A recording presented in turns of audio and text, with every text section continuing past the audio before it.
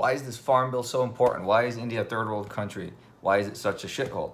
Why on earth is it still so poor? What are the myths that I keep seeing online? I'm going to answer all those questions in this video right now, talking to you about India. First and foremost, let's talk about the farm bill. So the funny thing is, I actually agree with the government on this one. It's about time they did massive reform on the farm bill because of the fact that, look, India from 1947 to 1991 was basically a socialist communist society that basically was trying to spread the wealth instead of create wealth. And I hate when people come and start saying stupid stuff like that the British looted India and all this other bullshit, and really just horse shit, really, because at the end of the day, look, most countries that are successful started out with nothing. I mean, look at China in 1978. It was poorer than India. Communism had failed in 1978. They go from communism to having Deng Xiaoping, who opens up capitalism.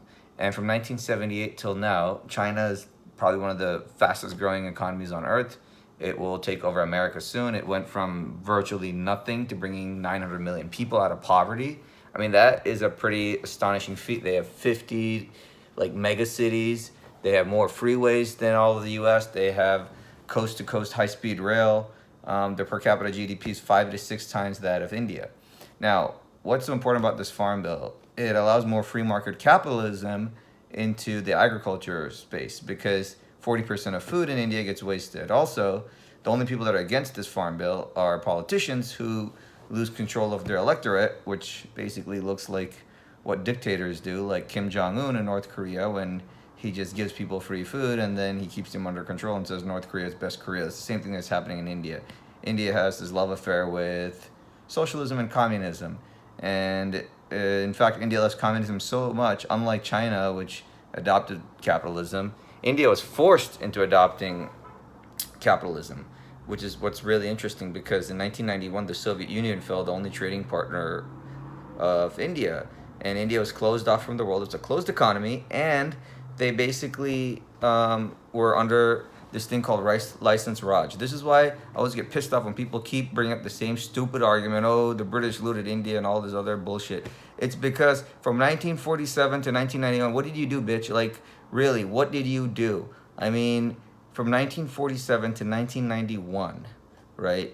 It's like they imposed something called license Raj, which basically replaced the British Raj with a very, very restrictive economic policy, which didn't trade the rupee on the global market. They didn't allow free trade. They didn't allow foreign direct investment. So basically, people keep saying, oh, people looted money out of India. Well, from 1947 to 1991, the whole world would have put trillions of dollars into infrastructure and investment and manufacturing, but India said, no, thank you. So who deserves to be poor? You do. If you're living in India and you believe in the communism values and you're a politician that supports that, you are the reason why India is poor. In 1991, India could not even get a loan, and basically communism collapsed, and they were forced to open up to capitalism, and so they opened up capitalism under Manmohan Singh and Narasimha Rao, the politicians at the time. And from 1991 till now, under capitalism, India has grown tremendously and continues to grow. But it's like too little, too late. They need to make massive reforms. India still has not allowed free economic zone mega cities, similar to what China did. And then there's always these stupid arguments that I see all the time about all the farmers. First of all, if 50% of the country is in agriculture, that's a failure of a country. Most developed countries have maybe 1%, 5% of the people working in agriculture. Most of the people should work in service sector. Why? Because if that many people are required to grow food, it's a very inefficient system. Plain and simple.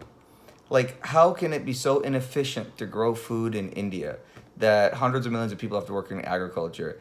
So then I always tell people, look, if you made it a free market capitalist society, everybody would go for high-paying jobs. Nobody would farm. They go, who's going to farm? Well, guess what? That's what the Farm Bill does. It basically says we allow corporate farming and we allow trillions of dollars of foreign investment to come in, potentially billions of dollars initially to come in, and there won't be any wastage, and you'll have vertical farms, and you'll have tremendous productivity, and you can have organic food, and you can bring technology to the table, and you'll need far less farmers. So everybody can move to high-paying jobs, and people don't have to have farmers, so many unproductive farmers working at these farms, living this stupid life where they make no money and the country doesn't progress. So what India really needs to do is two things. First, allow massive amounts of foreign investment and trade and build a manufacturing economy and a service sector economy so we can move people out of, the agriculture life. Agrarian life equals poverty. That's the reason why, like, if most of the country is farming, that's a symbol of communism, really, because look, what should have really happened is nobody should be farming because, in theory, if you have a free market, most people are going to go to high-paying, productive jobs. That means if they create wealth in an agrarian society, the differential of productivity is 1 to 5. That means if you have 5 kids working for you at your farm, the difference between the richest and the poorest is like 1 to 5. You can make maybe 5 times more wealth with 5 more kids working the farm. In a service sector economy, it's 1 to 427. That means people can start businesses, they can open up startups, they can open up companies, and that's how you create wealth.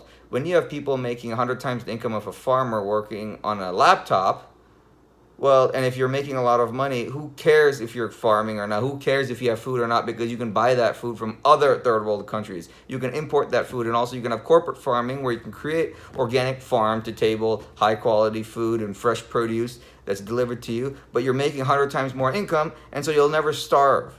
And so that's why it's very important to understand the basics of the economics of why it's important to have a free market economy so we can move people out of farming, educate the workforce, move into manufacturing, create free economic zones, have free trade, create an export-based economy, and that's what needs to be done.